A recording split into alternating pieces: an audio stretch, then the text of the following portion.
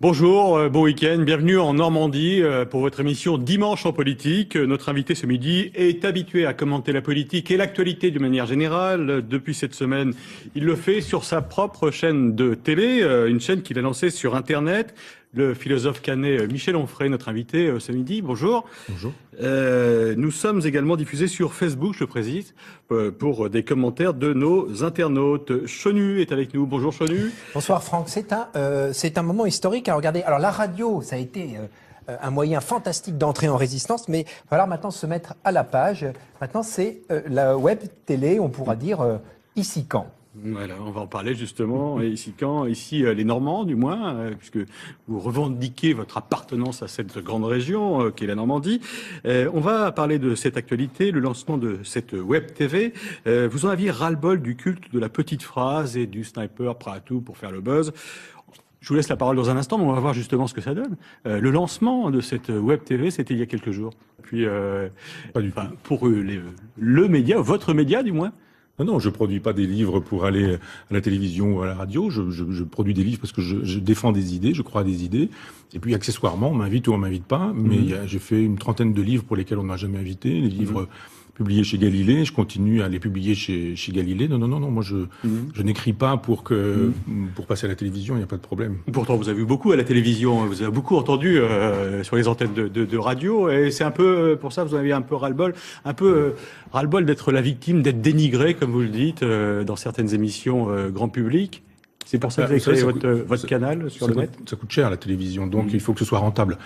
Ça n'existe pas, le bénévolat, la générosité, la grandeur d'âme et ce genre de choses. Donc si vous voulez avoir de l'argent, il faut un maximum de gens devant le petit écran. Il faut donc tenir les gens devant le petit écran.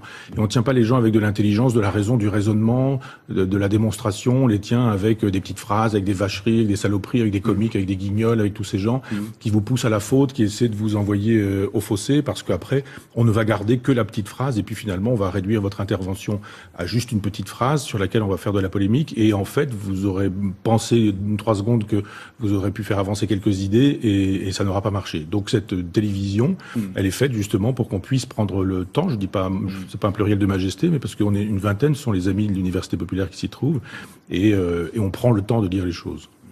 Alors, elle est disponible sur la page michelonfray.com.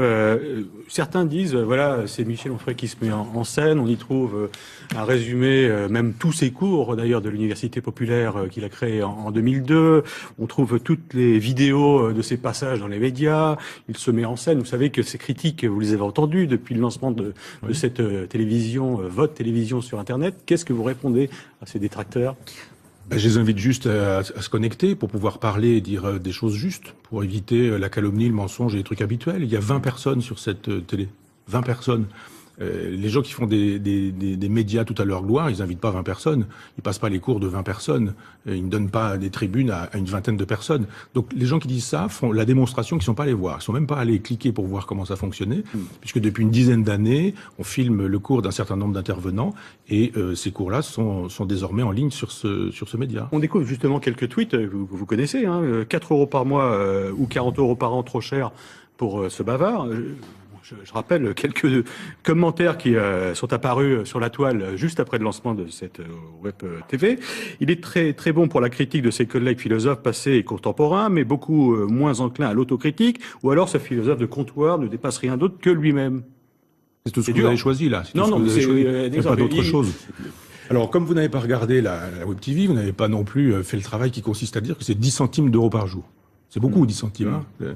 Quand les gens achètent des bêtises, achètent achètent de quoi traquer le Pokémon ou fument des cigarettes, roulent en trottinette, puisque ça aussi fait polémique.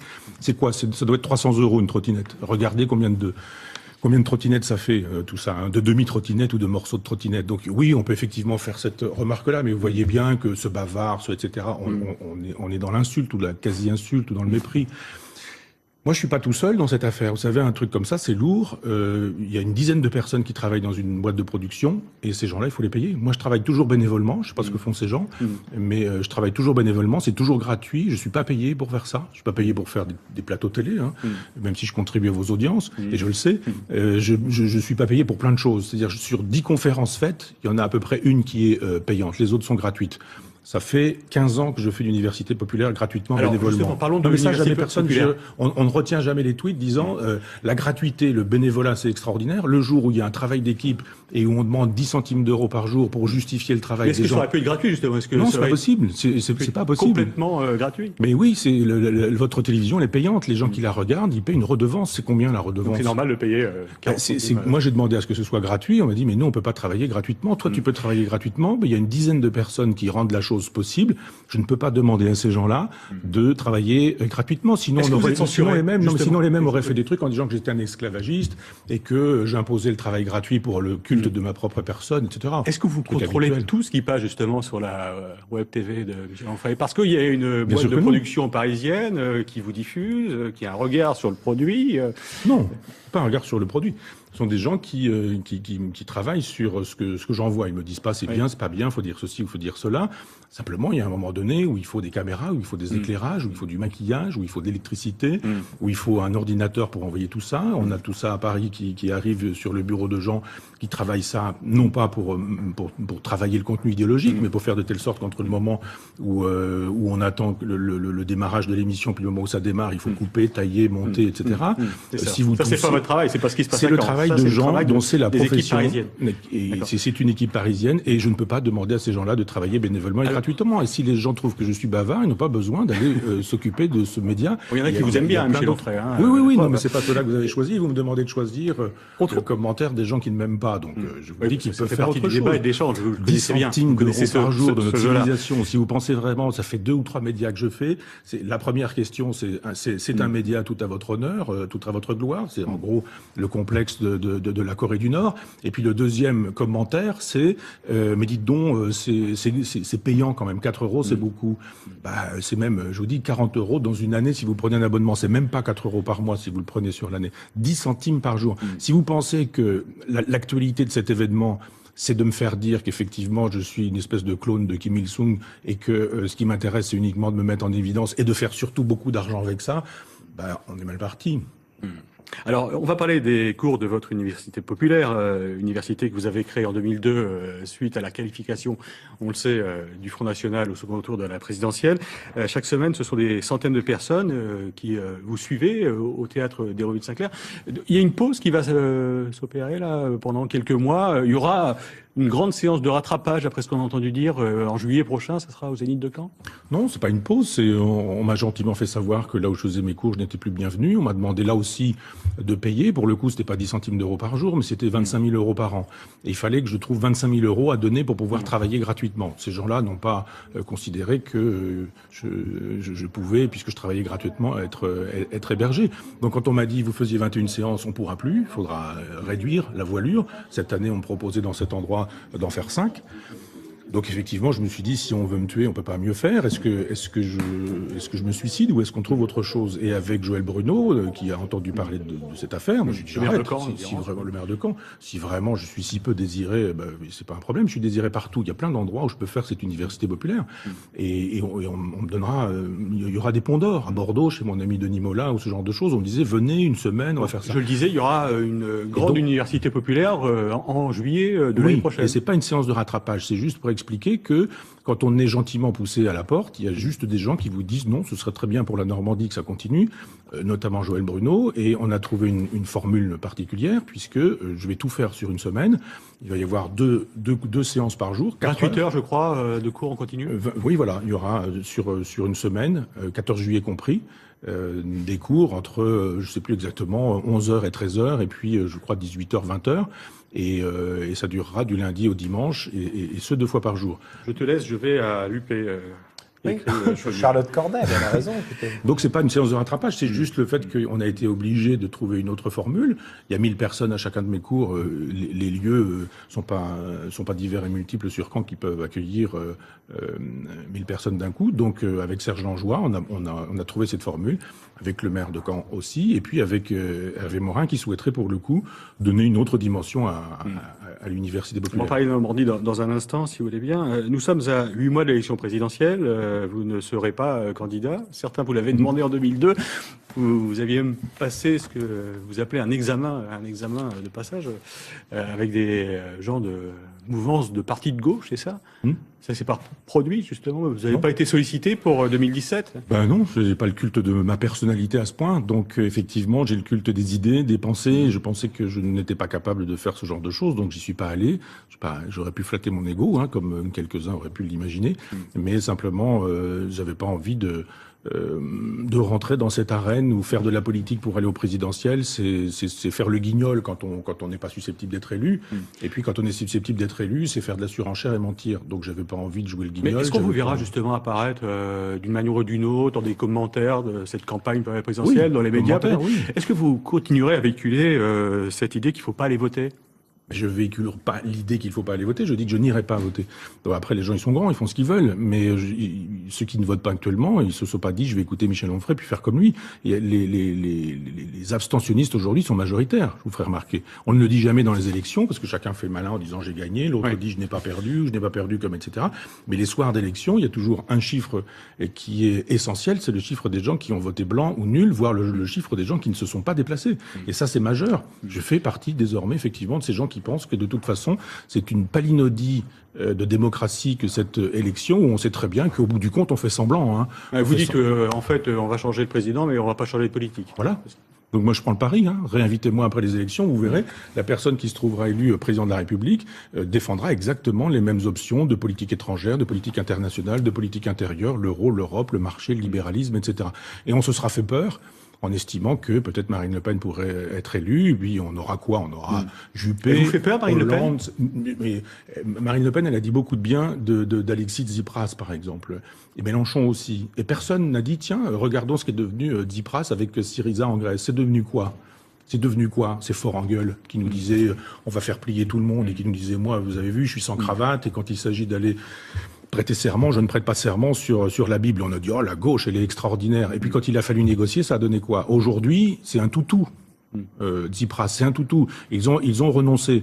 Alors ça suffisait pas. Est-ce qu'il faut avoir peur du Front National? Non, les gens qui nous disent que le Front National c'est le fascisme, c'est Vichy, sont des gens insultants pour le nazisme. S'ils estiment effectivement que Marine Le Pen c'est le nazisme, alors ça veut dire que 6 millions de morts c'est pas très grave. Marine Le Pen c'est pas Hitler du tout. C'est ça. Ben oui, il faut arrêter. Faut raison garder. Je veux dire, c'est pas Pétain, c'est pas Vichy. Pétain c'est quoi? C'est quelqu'un qui demande que les Juifs aillent dans des trains pour aller dans les chambres à gaz. Si on pense que Marine Le Pen c'est ça veut dire que les chambres à gaz c'est pas très grave. Moi, j'estime que c'est majeur, les chambres à gaz. Ça veut dire que si c'est majeur, on n'utilise pas les chambres à gaz, on instrumentalise pas. Vous comprenez que ça peut choquer les gens qui vous ont suivi, qui vous connaissent depuis plusieurs années, qui vous entendent dire que c'est pas normal que le Front National n'ait pas d'élus, alors qu'il représente 30%. Mais pourquoi nous choquer de ça? Je trouve ça sidérant. On ne veut pas de démocratie chez nous. On nous dit il y a 30% des gens, mais ces 30% on les met à la poubelle. Et on nous dit ça s'appelle la démocratie. Je dis non, ce n'est pas la démocratie. Moi, je suis pour la proportionnelle intégrale. Ça veut dire effectivement que les gens votent, et puis après, on les met là où ils sont. On attendait peut-être plus de vous de combattre le Front National, de le critiquer. Vous l'avez dit tout à l'heure. Vous l'avez dit tout à l'heure. 30% des gens devraient être mieux représentés s'ils votaient FN. En 2002, j'ai créé l'Université populaire pour lutter contre les idées du Front National. Ça, personne ne le dit. Jamais nous on lit. Ouais, mais Libération, quand ils font des unes sur mon compte ou Le Monde, ces gens-là sont jamais venus à l'Université populaire pour expliquer ce qu'on y faisait, mes amis et moi. Personne n'a dit, ça fait 15 ans que ce type-là, il a créé bénévolement un truc pour lutter contre les idées du Front National. Quand je dis juste quelque chose qui est de bon sens, de bon sens. C'est-à-dire, les gens votent et on leur dit votre vote, on n'en a rien à faire. Vous avez voté contre le traité européen, eh bien, vous êtes contre, vous l'aurez quand même. Ça, vous appelez ça la démocratie? Vous voudriez que je défende ça? Et moi, je suis pas un électeur du Front National, je suis pas un sympathisant du Front National. Je dis juste que quand la misère prend cette forme-là et que on dit à ces gens qui votent pour le Front National qu'ils sont vichistes, pétinistes, fascistes, nazis, etc. Je dis mais c'est n'importe quoi. Vous dites n'importe quoi. Maintenant, moi, ce que je dis, alors on attend de vous. Ça choque les imbéciles, parce que si les gens qui créent, ça choque les gens qui font tout ce qu'il faut pour que Marine Le Pen soit à 30%. Tous ces gens qui disent ça de moi sont des gens qui n'ont pas voulu comprendre que quand Mitterrand arrive au pouvoir, Le Pen est à moins d'1%. Avec l'exercice du pouvoir par la gauche et la droite, on se retrouve aujourd'hui avec Marine Le Pen à 30%. Et c'est moi qui suis coupable de dire qu'il faudrait que ces électeurs soient représentés et non pas ces gens qui ont rendu possible la montée du Front National. Soyons sérieux. On va revenir sur quelques événements qui sont produits que l'on a relayé cette semaine dans nos journaux en Normandie, avec notamment cette messe célébrée par le pape en hommage au père Hamel, ce prêtre de 85 ans assassiné le 26 juillet dernier dans son église de Saint-Étienne-du-Rouvray. Le pape François qui a qualifié de satanique cet acte terroriste perpétré par 2 adolescents qui avaient fait allégeance à Daesh. Sans prendre un prêtre, est-ce que pour vous, comme pour beaucoup, c'est le summum de la cruauté ? Il n'y a pas des concours de cruauté pour savoir quel est le summum et quelle est la cruauté la plus acceptable. Écraser un enfant dans une poussette avec un camion sur la promenade des Anglais, est-ce que c'est plus ou est-ce que c'est moins? Vous vous rendez compte des questions que vous posez? C'est terrible. Donc il n'y a pas pour moi des summums. C'est parce que c'est les politiques et une partie de l'opinion publique se sont dit c'est pas possible de s'attaquer à un prêtre dans son église. Oui, enfin l'opinion publique elle est ce qu'elle est, les politiques ils sont ce qu'ils sont. Moi je fais mon travail de philosophe et mon travail n'est pas de faire un podium en disant sur la plus haute marche il y a le père Hamel parce que c'était un curé. Non, c'est pas pire, c'est pas mieux, c'est pas moins bien. Ça fait partie effectivement de ce qui advient. Je pense simplement que le pape se trompe en estimant que c'est Satan qui a fait la chose. Quand le père Hamel dit, la chose a été rapportée par les survivants, par les religieuses qui ont assisté à tout ça, va-t'en Satan, dit-il, et que le pape s'en vient dire que c'est satanique. Si c'est satanique, c'est pas politique. C'est très bien, c'est Satan. Voilà, il n'y a pas de problème. C'est Satan qui a fait le coup. Moi, je lui dis, mais attendez, c'est pas Satan qui a fait le coup. On en est arrivé là. Pourquoi? D'où ça vient, ça? Que des paumés, des gamins, et si peu de choses dans le cerveau, sont des produits de l'école prétendument républicaine aussi, tout ça, viennent penser 30 secondes qu'en égorgeant un prêtre, ils auront fait avancer la cause de l'islam et qu'éventuellement Mahomet va les accueillir les bras ouverts au paradis. Qu'est-ce qu'on a comme responsabilité là-dedans, nous, Est-ce que vous attisez justement certains, on parle des politiques, d'attiser et de vouloir relancer cette guerre des religions? On a entendu certaines déclarations au lendemain de ce drame de Saint-Étienne-du-Rouvray. Ah oui, je dis simplement que si on fait son travail de philosophe et pas d'opinion publique etc., mais on se demande comment en est-on arrivé là? Et tous ces gens qui font de la politique aujourd'hui et qui veulent être président de la République sont quand même tous des gens qui, depuis des années, nous disent il faut bombarder l'Afghanistan, il faut bombarder la Libye, il faut bombarder l'Irak, il faut bombarder le Mali. Et on bombarde tous ces pays. On détruit ces pays. Les gens qui sont dans ces pays arrivent massivement chez nous, sur le territoire français, et puis on s'en vient dire accueillons-les, mais finalement mettons tout ça dans les campagnes. Et puis, mais le problème, il est que si on veut tarir, couper le robinet, il faut arrêter cette politique étrangère. Que ces gens qui se présentent aujourd'hui, on voit ce qui se passe aussi chez nous, Michel Onfray. Pas plus tard que la semaine dernière, nous étions au même moment. Dans les allées de la foire de l'Essai, et le spectacle en fait que l'on avait sous les yeux, c'était un ballet de forces de l'ordre, de gendarmes, les plus armés les uns que les autres, avec des mitraillettes autour justement de ces stands. Est-ce qu'il faut avoir peur du terrorisme justement? Vous avez eu peur. Et tout le monde a peur. Et tout le monde a peur quand on a peur aussi parce qu'on voit des images comme celle-là. Mais parce qu'on sait très bien quelque chose. Et la menace d'attentat, elle est imminente. Bien sûr. Évidemment, c'est fait pour nous faire peur. Et quiconque dit qu'il n'a pas peur est un menteur. Tout le monde a peur quand on prend l'avion, quand on prend le train. Mais est-ce que cette peur est bien réelle? Pardon? Selon vous, est-ce que cette peur est bien réelle? Quand vous avez peur? Évidemment mais je dis que quelqu'un qui nous dirait qu'il n'a pas peur est un menteur. Quand on sait que le terrorisme frappe partout, dans les trains, dans les églises, dans les villages, en province, dans les manifestations festives comme à Nice, partout, on se dit il n'y a pas de raison que ça n'arrive pas ici. Moi, je sais le nombre de gens qui sont fichés S ici à Caen et autour de Caen. Il y a des gens qui sont ici et qui se sont déjà illustrés, des gens qui à Rouen sont des gens majeurs dans le recrutement pour le djihadisme en Syrie. Donc on sait très bien qu'il y a en Syrie, en Irak, on sait très bien qu'il y a des potentialités, y compris ici à Caen. Donc ça fait partie du jeu. Moi je sais bien qu'à chaque fois que je fais une conférence à l'université populaire, ça peut arriver. Vous avez déjà eu des menaces justement? Ça fait longtemps. Moi je n'ai pas attendu que le train arrive. Je l'ai pas pris comme ça en marge. J'ai écrit le traité d'athéologie il y a une dizaine d'années, je crois. Et il y a une dizaine d'années, je disais déjà des choses qui m'ont valu à l'époque des menaces de mort. Donc les menaces de mort, ça fait partie de la vie quand on est engagé, qu'on dit des choses claires et clivantes. Alors on va parler de la Normandie puisque c'est quelque chose qui vous tient à cœur. Vous êtes un militant de la Normandie. La Normandie qui est réunifiée depuis 8 mois maintenant. Et à la tête de la Normandie, on trouve Hervé Morin. Est-ce que le chemin, si j'ose dire, qui est pris depuis le 1er janvier, va dans le bon sens ? Moi, je connais pas le détail des dossiers. Ce que je peux vous dire, à partir de mon expérience personnelle, c'est que l'ancienne présidence de gauche avait mis à la poubelle un certain nombre de projets que je leur avais donnés. J'avais fait 8 projets pour la Normandie, que j'avais donné à l'époque à Laurent Beauvais, et ces 8 projets ont été mis à la poubelle. Donc, aucun n'a été utilisé, et j'avais des projets pour Argentan, j'avais des projets de spectacle pour Argentan, il y a eu très longtemps des projets même pour la Maison Fernand-Léger, j'ai eu des projets pour un spectacle sur l'histoire d'Argentan, l'histoire de l'Orne, l'histoire de la Normandie, au pâture à Argentan, etc.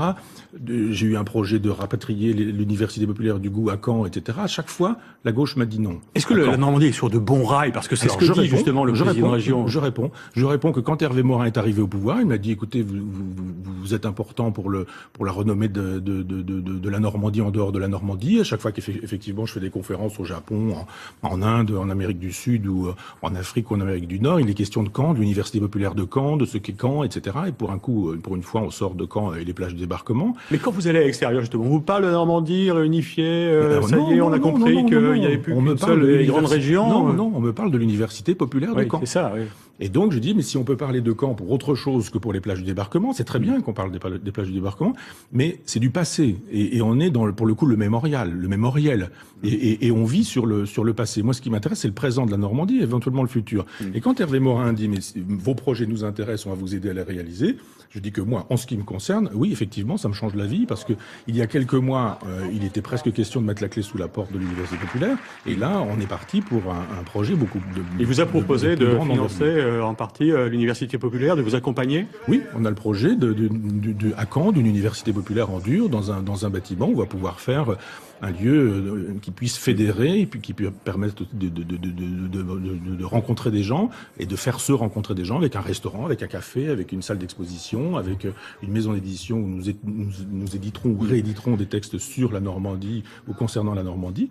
Et effectivement, Hervé Morin m'a dit, j'aimerais que ce soit un événement qui soit susceptible d'être international. On va donc créer une université populaire internationale avec un certain nombre de projets. Je suis en relation avec Antoine Sfer. Il souhaiterait que ce soit la saison prochaine 2018, oui. Vous parliez du mémorial il y a quelques instants. Il y a une information qui a fait la une des journaux régionaux. C'est cette histoire de Pokémon au mémorial de Caen. Les Pokémon, ce sont ces petites bêtes virtuelles que l'on chasse avec son téléphone portable. Vous y jouez? Non. J'imagine que non. Est-ce que ça vous choque de voir des visiteurs en train de chercher des Pokémon dans le mémorial? Ça me désole surtout. C'est pas que enfin oui, sur le mémorial, oui, mais là pour le coup, je sais pas trop comment les choses sont programmées, qui fait quoi et qui met ces bestioles-là. En fait, il y a un éditeur dans tel ou tel endroit. Est-ce que c'est fait sciemment? Je ne sais pas. Est-ce que par exemple à Verdun, là où il y a eu ces fameuses bestioles, là, est-ce que ça a été décidé par des personnes qui ont décidé des programmes? Je n'en sais rien, je sais pas. Mais je suis intervenu récemment sur cette question de l'infantilisation de la société. Le jeu, c'est bien pour les enfants. Et quand je vois des enfants courir après les Pokémon dans Caen, pourquoi pas? Mais je suis un peu plus sidéré de voir des adultes en bande, en meute, en groupe, qui viennent, qui circulent et qui sont là en train de chasser le Pokémon. Ça renseigne un petit peu sur ce qu'a produit. Il y a des endroits en fait où on ne devrait pas jouer aux Pokémon, comme par exemple, le hall du mémorial de Caen, par exemple. Votre domicile, par exemple, ce serait bien que les gens ne rentrent pas chez vous. Donc il y a effectivement. Là, c'est un lieu public pour le cas. Oui, d'accord. Il y a des endroits où effectivement on pourrait imaginer que l'histoire étant passée par là, mais comme on n'a plus le sens de l'histoire, il y a effectivement des lieux à respecter, les cimetières, un endroit où effectivement des gens sont morts, par exemple pour la France. Enfin, Verdun, ça me semble obscène que ça puisse avoir lieu. Le mémorial aussi, je trouve. Mais ce serait la même chose si c'était dans le centre d'une église. S'il y avait des Pokémon à aller chercher dans le cœur d'une église, l'athée que je suis dit que je ne trouverais évidemment pas ça normal. Mais c'est pas un jeu qu'on doit interdire, quoi. Oh non, c'est pas mon genre d'interdire. Hein. C'est pas mon genre. Non, mais donc mon genre, c'est d'analyser, de réfléchir, éventuellement de fustiger, mais sûrement pas d'interdire. Sûrement pas d'interdire. Non, je ne vais pas interdire ça, bien sûr. Vous êtes issu d'une famille d'agriculteurs près d'Argentan. Votre père était ouvrier agricole. Hein. C'était l'ouverture du Salon international de l'élevage. Fait atteint. Le mien, c'est qu'il puisse y avoir un média libre, autonome, indépendant, dans lequel j'inviterai d'autres personnes que moi. Merci Michel Onfray. On arrive à la fin de ce numéro de Dimanche en politique. Non, je produis pas des livres pour aller à la télévision ou à la radio. Je produis des livres parce que je défends des idées, je crois à des idées. Et puis accessoirement, on m'invite ou on m'invite pas. Mais j'ai fait une trentaine de livres pour lesquels on m'a jamais invité. Les livres publiés chez Galilée, je continue à les publier chez Galilée. Non, moi je n'écris pas pour passer à la télévision, il n'y a pas de problème. Pourtant, vous avez vu beaucoup à la télévision, vous avez beaucoup entendu sur les antennes de radio, et c'est un peu pour ça vous en avez un peu ras-le-bol, ras-le-bol d'être la victime, d'être dénigré, comme vous le dites, dans certaines émissions grand public. C'est pour ça que vous avez créé votre canal. Résistance, mais il va falloir maintenant se mettre à la page. Maintenant, c'est la web télé, on pourra dire ici quand. Voilà, on va en parler justement. Et ici quand, ici les Normands du moins, puisque vous revendiquez votre appartenance à cette grande région qui est la Normandie. On va parler de cette actualité, le lancement de cette web TV. Vous en aviez ras-le-bol du culte de la petite phrase et du sniper prêt à tout pour faire le buzz. Je vous laisse la parole dans un instant, mais on va voir justement ce que ça donne. Le lancement de cette web TV, c'était il y a quelques jours. Puis, Pas du tout. Pour le média, votre média du moins. Bonjour, bon week-end, bienvenue en Normandie pour votre émission Dimanche en politique. Notre invité ce midi est habitué à commenter la politique et l'actualité de manière générale. Depuis cette semaine, il le fait sur sa propre chaîne de télé, une chaîne qu'il a lancée sur Internet. Le philosophe canet Michel Onfray, notre invité ce midi. Bonjour. Bonjour. Nous sommes également diffusés sur Facebook, je le précise, pour des commentaires de nos internautes. Chonu est avec nous. Bonjour Chonu. Bonsoir Franck, c'est un moment historique. Alors, regardez, alors la radio, ça a été un moyen fantastique d'entrer en réel Sur le net. Ça coûte cher la télévision, donc il faut que ce soit rentable. Ça n'existe pas, le bénévolat, la générosité, la grandeur d'âme et ce genre de choses. Donc si vous voulez avoir de l'argent, il faut un maximum de gens devant le petit écran. Il faut donc tenir les gens devant le petit écran. Et on ne tient pas les gens avec de l'intelligence, de la raison, du raisonnement, de la démonstration. On les tient avec des petites phrases, avec des vacheries, avec des saloperies, avec des comiques, avec des guignols, avec tous ces gens qui vous poussent à la faute, qui essaient de vous envoyer au fossé, parce qu'après, on ne va garder que la petite phrase. Et puis finalement, on va réduire votre intervention à juste une petite phrase sur laquelle on va faire de la polémique. Et en fait, vous aurez pensé 3 secondes que vous aurez pu faire avancer quelques idées, et ça n'aura pas marché. Donc cette télévision, elle est faite justement pour qu'on puisse prendre le temps. Je dis pas, c'est pas un pluriel de majesté, mais parce qu'on est une vingtaine, ce sont les amis de l'université populaire qui s'y trouvent, et on prend le temps de dire les choses. Alors, elle est disponible sur la page michelonfray.com. Certains disent, voilà, c'est Michel Onfray qui se met en scène. On y trouve un résumé, même tous ses cours, d'ailleurs, de l'université populaire qu'il a créé en 2002. On trouve toutes les vidéos de ses passages dans les médias. Il se met en scène. Vous savez